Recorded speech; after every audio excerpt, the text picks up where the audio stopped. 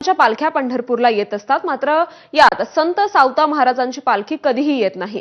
मात्र कर्माला आपलं देव मानणाऱ्या सावता महाराजांच्या भेटीला खुद्द विठुराया अरण इथे जात असतात। आज परंपरेनुसार हा देवाचा ऐतिहासिक पालखी सोहळा हरिनामाच्या जयघोषात अरणकडे मार्गस्थ झाला। यावेळी माढाचे आमदार अभिजित पाटील देखील भाविकांच्या सोबत देवाच्या या पायी सोहळ्यात सामील झाले। संत सावतामाळी भेटीसाठी आज पंढरपुरातून श्री पांडुरंगांच्या पादुकाचं अरणकडे प्रस्थान होत आहे। ह्या वाक्याचा म्हणजे संत सावतामाळी भेटीसाठी आज स्वतः पांडुरंगाची पालखी अरणकडे जात आहे। गेले 150 वर्ष झालं ही परंपरा चालू आहे। पांडुरंगाच्या पादुका ह्या गेले 150 वर्षापासून अधिकार ह्या आमच्या कैसे कुटुंबाकडे असतात आणि आज हा सोहळा अरणकडे प्रस्थान होईल। 3 दिवसाचा हा सोहळा होईल।